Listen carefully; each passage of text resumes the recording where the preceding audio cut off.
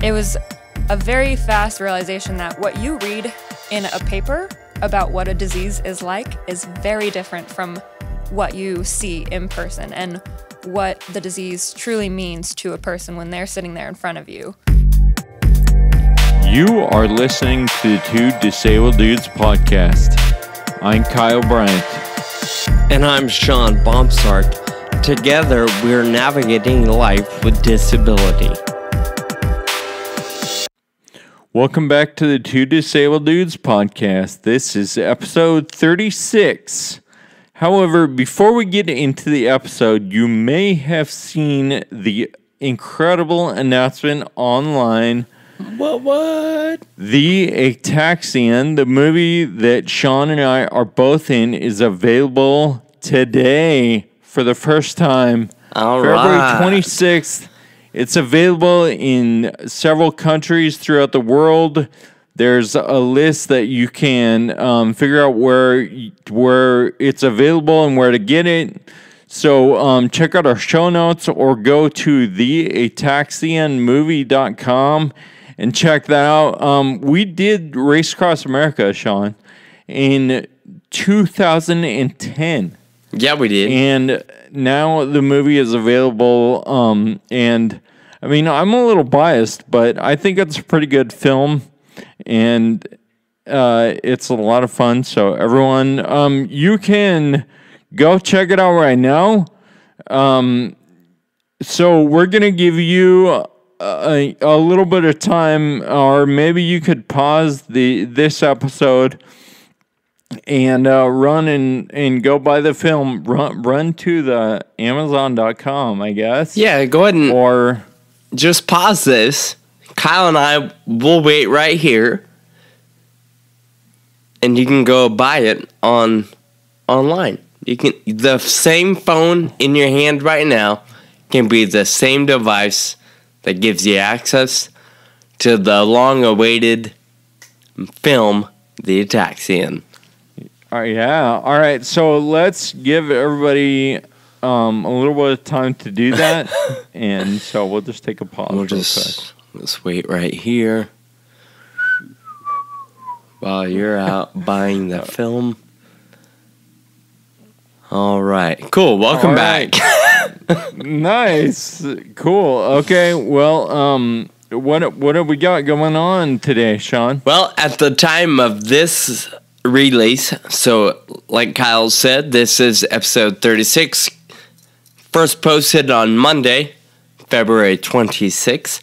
Rare Disease Week is here. Yeah. And Rare Disease Day is just a couple days away, February 28th. Right now, this week, Kyle and I are in Washington, D.C., with hundreds, if not thousands, of other advocates, patients, caregivers, legislators, and other partners in the rare disease community.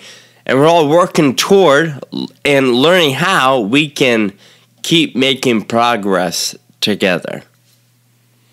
In case you missed our last episode, we recently visited Reata Pharmaceuticals and recorded a couple of interviews at their office near Dallas, Texas.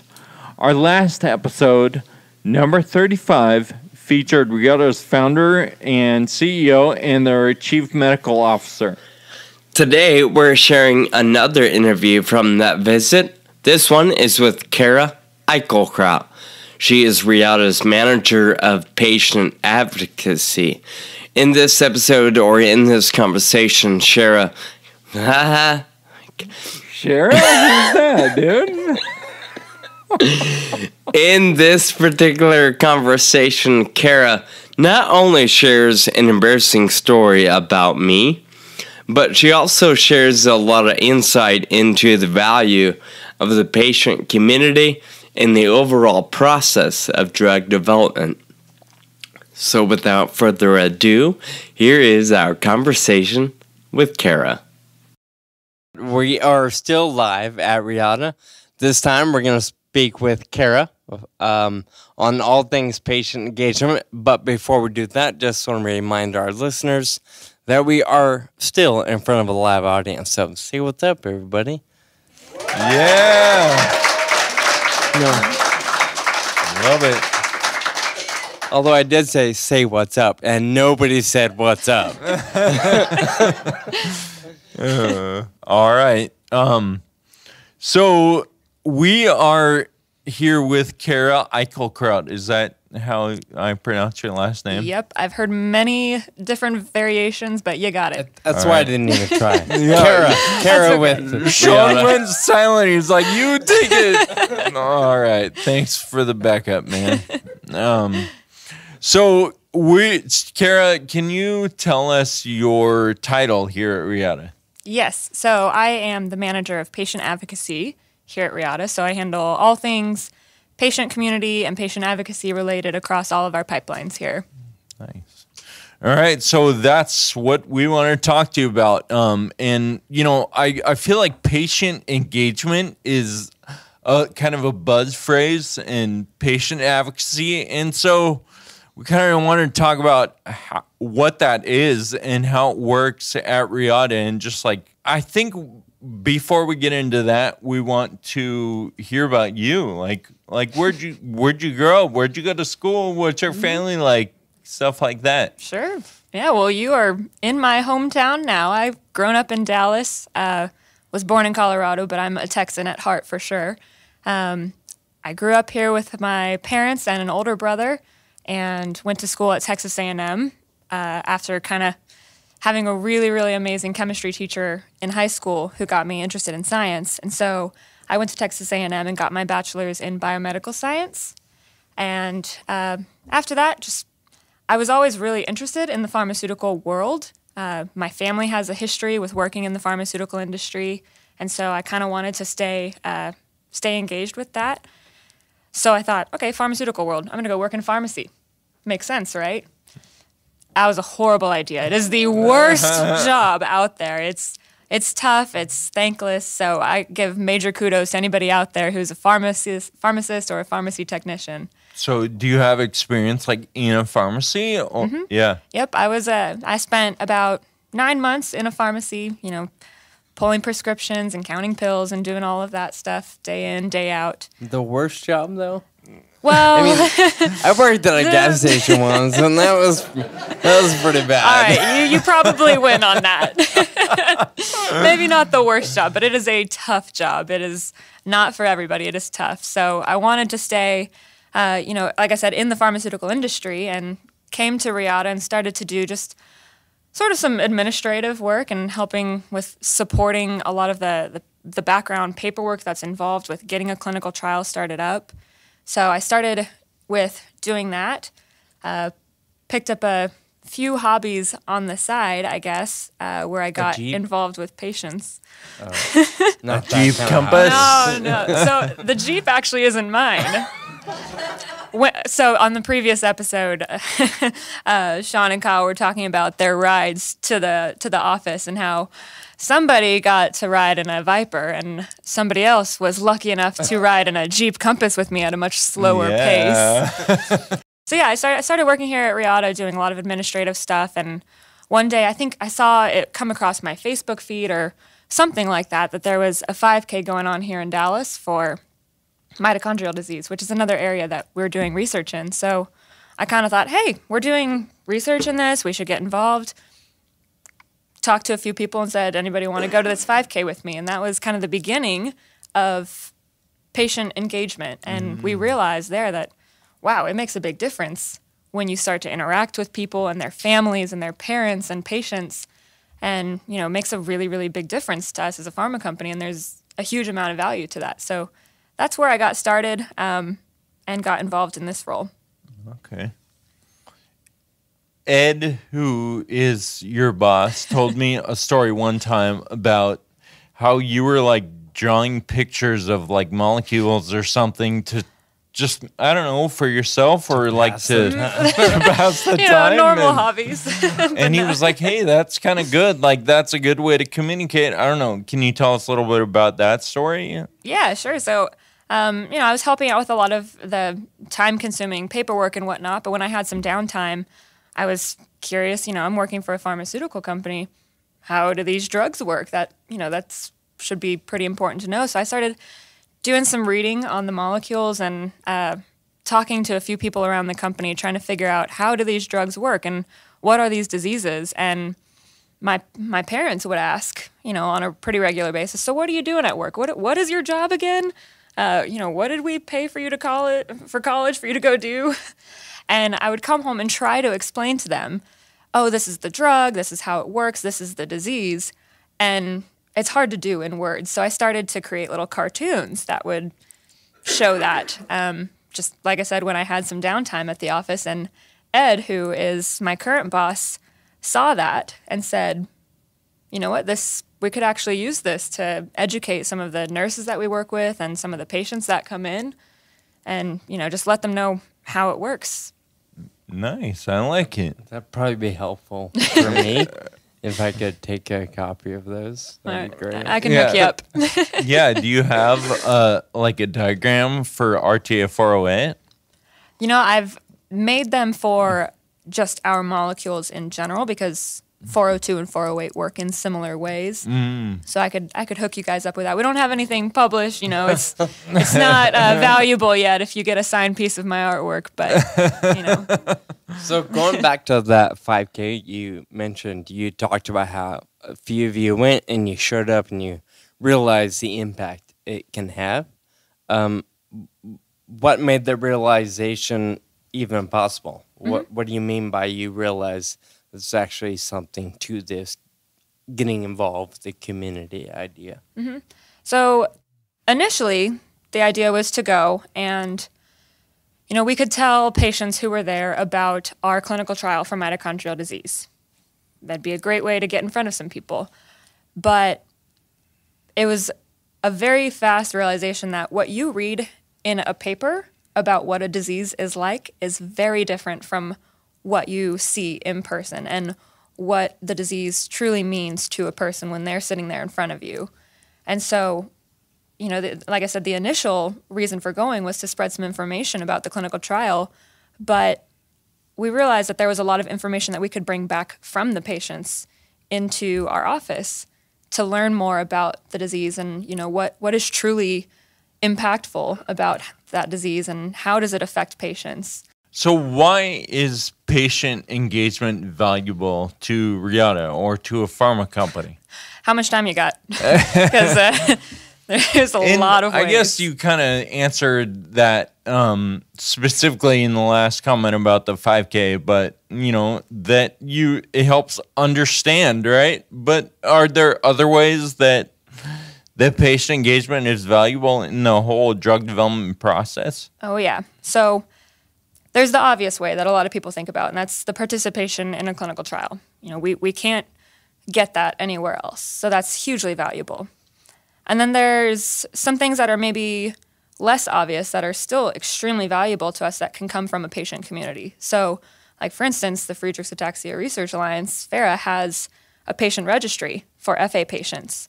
And in that registry, that allows pharma companies and other researchers to see what the general demographic is like of the engaged patient community. Where are they? What does this community look like? It also helps to support things like a natural history trial or study, which FARA has funded, so that we understand a baseline of what a disease looks like and what the progression looks like, so that when we move forward with a clinical trial or, developing a protocol, we know what to compare to. We know how the typical progression is for a normal, FA patient who's not on our drug versus how it might look for one that is on our drug. And we can compare those and take those comparisons to the FDA. So that's huge. That's a huge amount of help that a patient community can give to us. And then there's a third way that I kind of think is maybe one of the most important ways, but maybe one of the most underappreciated ways that a patient community brings value to a company. And that's just, through every single patient's efforts to raise funds for their community and raise awareness for their community. Because those funds and that awareness go towards a better understanding of the disease. And if there's a better understanding of the disease, than a pharma company or, a gene therapy company or anybody who's trying to come up with a therapy can come in with a much more targeted approach. So there's so many different ways that the patient community is valuable to us. I mean, I could go on, but that's just, a smattering of ways. I think you also, I don't know if it would fall into one of those three, but one thing you mentioned going to that 5K, there's a vast difference between reading about a condition on paper and actually seeing it walk in front of you or breathe in front of you or roll in front of you. Exactly. And that helps, maybe, hopefully, labs and researchers and doctors and scientists realize and understand the struggle, the importance, the symptoms, what's most important to the patient, all those different little things that you would never get from reading an article or a publication. Exactly. I mean, that's one of the great things about you guys both being here today is having the opportunity for some of our employees and our associates to interact with you guys and see, that this is life with FA. Many of us have read about it and, maybe seen some videos or something about it, but I mean, you guys could probably see by a show of hands who in this room is it the first time that you've been in the same room with somebody with FA? I mean, there's probably a good amount around here. Yeah, and so you're right, that brings it home and that adds so much more motivation to the work we're doing. Kyle, I don't know if you realize that a conversation that you and I had with a few people maybe like a year ago actually contributed a little bit to how our drug was made. It's not the whole thing. It's not the whole contributor, so don't, get... All right, yeah, but do I get my name in the paper or something when it comes out? Yeah, I mean, so we had asked you if you had the choice to choose between 4 smaller pills or 3 larger pills, which would you choose? Because we had always read that with FA, you can have difficulty swallowing. So we always thought the 4 smaller pills, for sure.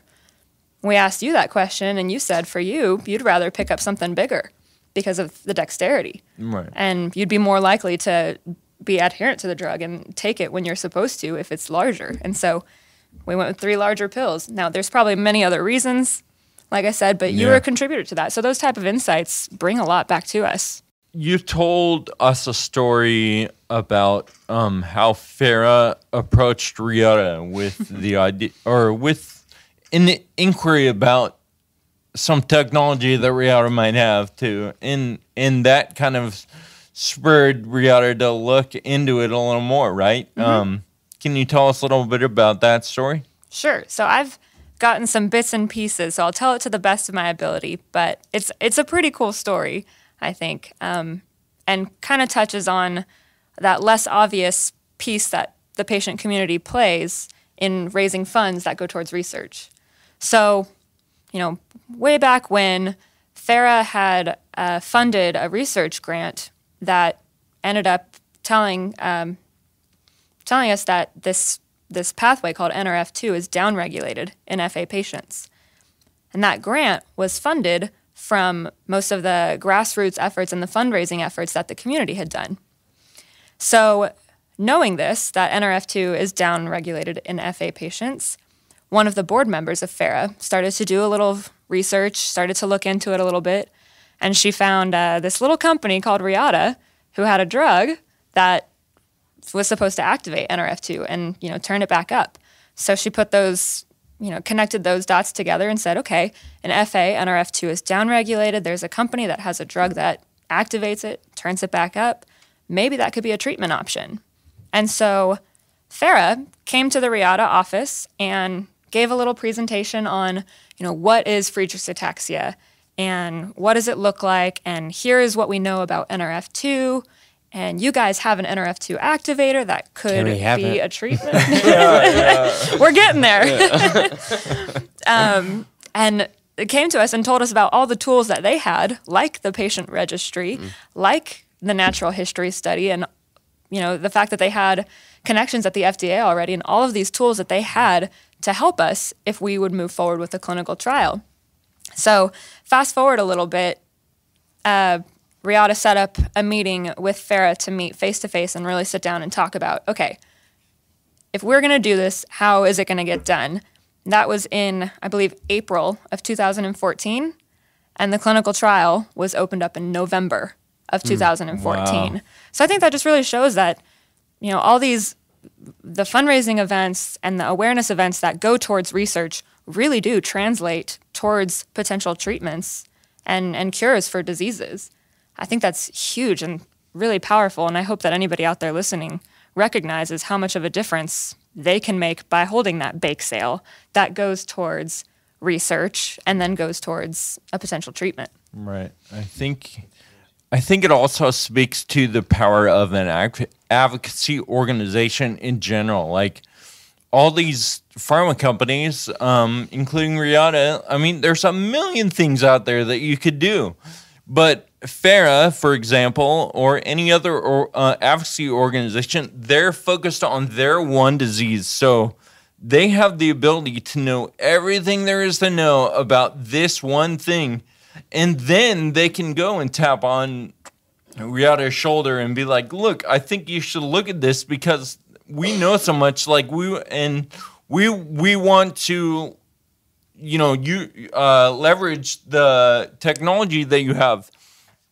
And I also want to say, as I'm like weaving all around here, that, it's kudos to Reata for having that meeting, because I feel like in most things in life, there's a tendency to be like, oh, like we're a pharma company. You don't know what you're talking about. You're just an advocacy organization or whatever, right? Like there's that kind of posturing in like every relationship in life, right? But the fact is that Reata was like, oh no, these guys do know what they're talking about. I think this would be a good partner. And then, it kind of went from there. So being open to that, I think, is a huge thing.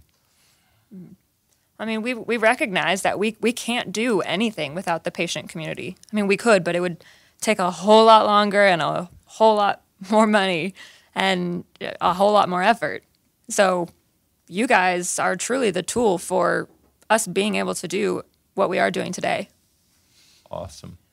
We were talking on the phone before today, and we were just talking about your role and kind of how it all meshes together with the patient community. And you were telling us that a lot of times you'll show up or you'll participate in a ride or a bake sale or an event that is meant to raise awareness and raise money. And in the patient community, everybody says thank you. I mean, we look at companies like Reata and we think you're doing us a favor. You're helping us.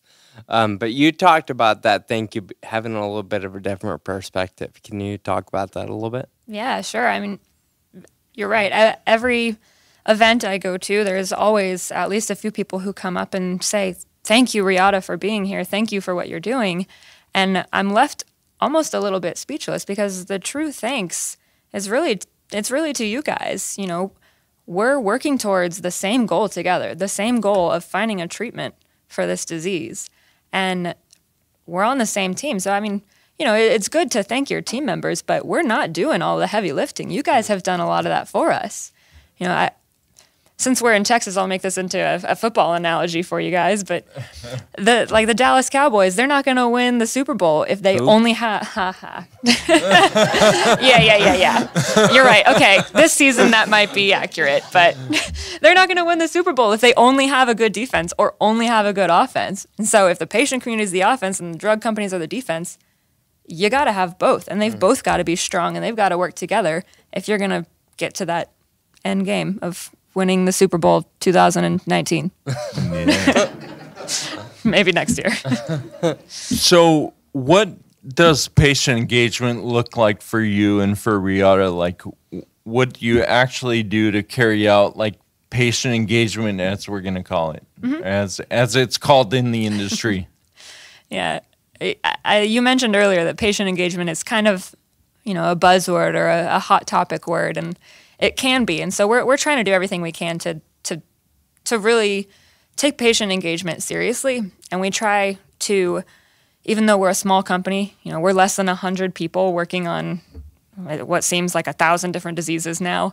We try to get out to patient symposiums and patient events and anywhere where patients might be, so that we can have warm bodies there to interact with people and, to answer questions and to put a face to Reata, but also, like I said earlier, to bring a lot of the insights from those patients and their families back into Reata, so that it's a two-way street of communication.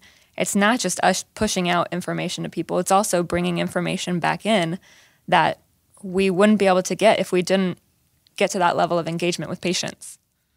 So in all those events or different things that you've been able to attend and meet people, is there any... So I guess really what I'm wondering is, why do you do what you do? Is there anything specific that tells you this is what I'm meant to do right now?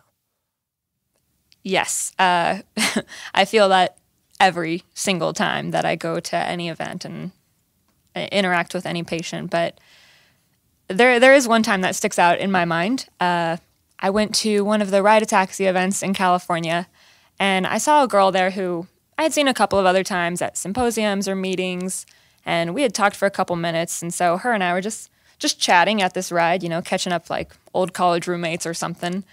And she kind of stopped in the middle, and she goes, up until now, like, I always thought that I, as a patient, was just a number to pharma companies. Like, that I'm not really a real person to them, and all they care about is me being in their trial. But because I've seen you a couple times and gotten to talk to you and just, talk like two friends, like, I feel like Reata cares about me as a person. I feel like I am a human to Reata, that they're trying to help. And that hit me so hard because, of course, you guys are humans. Like, of course. But I understand that pharma has kind of this reputation that's out there that would make somebody believe that maybe they're just a number. And so that day and that experience really reinforced me wanting to interact with patients and interact with the community and engage the community to let them know how important and valuable each of you guys truly are, and let everybody know that we're not just in it for as a business. We're in it because we care about you guys. Yeah, I think in clinical trials, it's easy for a patient to feel like a number because at a certain level, we are, right? Well, as soon as you start, they assign some random anonymous number. They de-identify and they tell you, right? they tell you nobody will ever know your name. Yeah. Okay. Cool. You guys are totally contradicting my whole story I just gave. You have to de-identify for data purposes, so I think we have to clarify that. Yes. No, I think the point is that it's easy to feel that way because of the nature of the system. And so, you've got an uphill battle. And I think, when you reach a point like that where you realize like, I am making a difference. And this person isn't just a number. And maybe part of your job is like humanizing the drug development industry, and when you can make another person feel like a human and like a person, like they matter, holy cow, like that's what we all want to do, right? And so I love that story. It's really very powerful. Shout out to Frankie on that one. Y'all know her. Oh, Frankie. Yeah, she's memorable. But I was gonna tell the story of when I first met Sean, although that's maybe kind of... Yeah, let's do it. Yeah. I don't think I've heard this story yet. I had gone to, again, this was a different one of the California rides, and I was sitting there. I had our table set up. I was ready to talk to people and, tell them who Reata is, and there was this guy that was just, like, hanging around the whole time. I didn't know who he was. Like, never, like, we would make eye contact but not talk to each other. He's a lurker. That's kind of what I thought. And, Terrible story. Everybody else had gone out on their bike rides, and so there was almost nobody left besides like the Ferris staff and the volunteers and me. And this guy walking around. The guy that nobody was talking to. And so finally, everybody comes back from their bike rides. They finish up, and they start to say hello to this wandering guy. And I realize, okay, so maybe he knows somebody here. You know, maybe he's somebody's neighbor, cousin, or something. No, some transient just saw free food. And we go through the whole ordeal where you give out the awards and everything. And so finally, Sean comes up to us and he says, hey, I just want to introduce myself. I'm Sean, and I want to thank you guys for being here and thank you for everything you're doing. You had some tears in your eyes. Yeah. And I was wondering, gosh, this guy is so weird. No, at that point, I realized you weren't a weirdo. There was something there. Good. That's a good first step. But I finally realized that you are affected by Friedreich's ataxia yourself, and that's why you were coming to thank us. And you were just hanging out at the event, not riding, but being there to support the event. And I felt so dumb afterwards when I realized that here's Sean, like one of the co-stars of this huge movie about Friedreich's ataxia, and I'm just thinking he's a creeper. So I learned he has that effect. After that. To your credit, that was the 1 year I did not ride. So I didn't have a jersey. I didn't have any. Well, I mean, I had clothes on, but I didn't have any, jersey or ride a taxi. I showed up, I think, a little bit late. I was just kind of hanging out that morning. And so I get it. Yeah. I don't blame you. All my friends were actually riding, so I really was just staring at the wall. So, Kara, what is it about Reata's philosophy that draws you in and resonates with you? So, something that we've said for a while, kind of internally, is that Reata always follows the science. If you look at the path that Reata has taken, it's kind of all over the place. And to an outside mind, it might seem kind of weird and wonky, but it's because the entire time we've followed the science. And what does the molecule do? Okay, what did we learn about it this time? And where can that be applied somewhere else? So that explains kind of the wonky path. But, I think that makes it pretty compelling that this molecule is going to do something great, and we're going to figure that out, and we're going to follow it to wherever it's meant to be. And I just think that that's so cool and so unique about a pharma company. And, the fact that we get so involved with different rare disease areas and get pretty personal with a lot of these communities.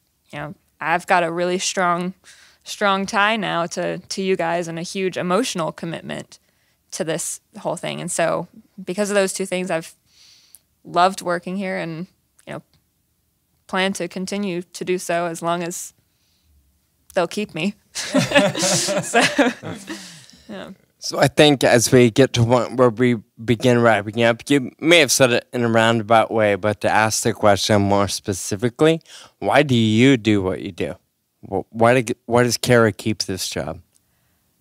The more that I interact with you guys and the more times that I meet families, the more you're becoming not patients to me, but friends and family. And that is a huge motivator. And I'm sure this gets annoying to other people for me to say, but I always say that I have the best job in the entire company because it's the most rewarding job that I could possibly ever find. And I don't know how I got lucky enough to fall into it, but I'm going to hold on as long as I can because it's incredibly motivating. It's incredibly rewarding to see the people that we could potentially be making a huge difference for one day, and their families and their friends, and relieving a lot of the difficulties that they've gone through for such a long time. Awesome. I love that.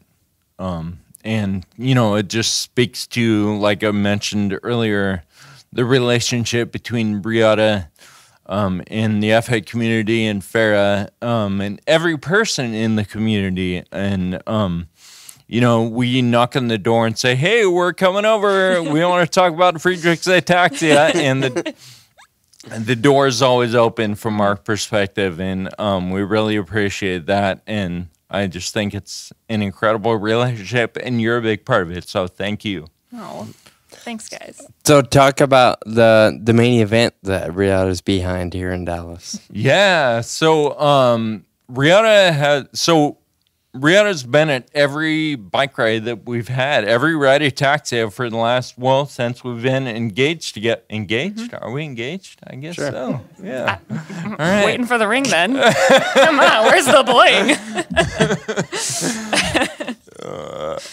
Just kidding. But so I have a boyfriend out there, so I don't want him to get the wrong idea. It has do you want a minivan or a Jeep Compass? Do I get his car? The Jeep Compass. All right. Anyway, so we have a ride here in Dallas, actually in Denton, which is just north of Dallas, at UNT on University of North Texas, on March 24th.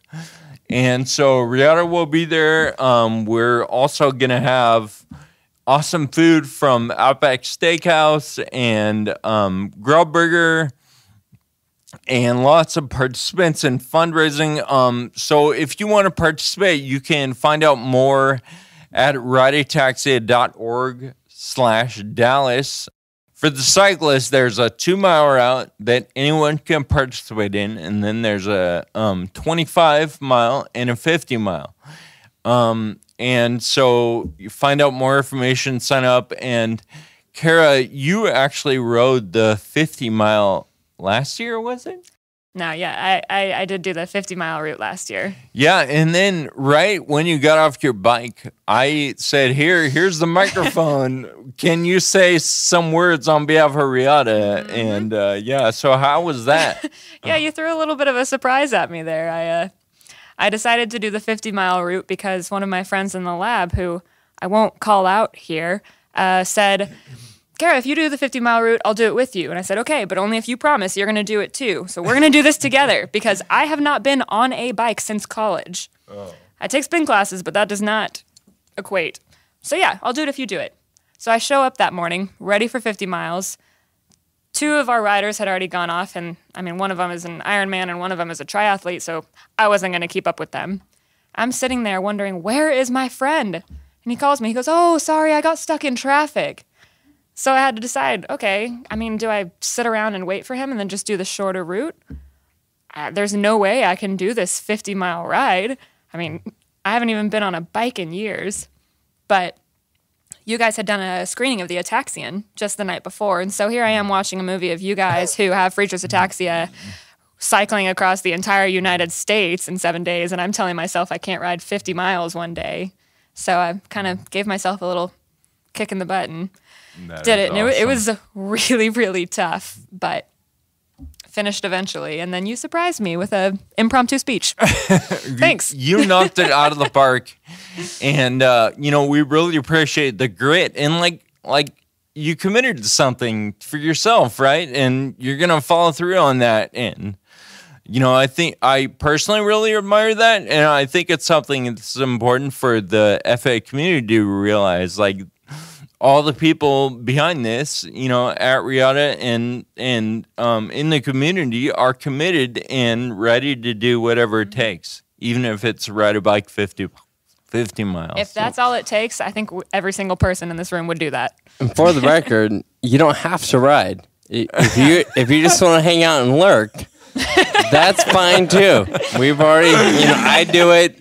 We've all done it. I mean, you're here today. It worked out for us. Nice. Kara, thank you again for joining us on this conversation. Of course, Kyle, and for having us. So, to you, to Reata, everything you do, we appreciate it. We obviously feel appreciated just from being able to hang out for the day, and of course, your words are reassuring. So, again, to Reata, thank you for having us, and for our listeners, thanks for tuning in. Yeah, thank you guys for coming down and letting me be on your podcast. It's an honor. It's a pleasure for sure. All right. Talk to you later. That's cool. Great.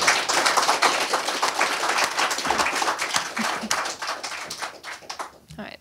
We are so grateful for Kara and all of her coworkers and for all the insights Kara shared with us today.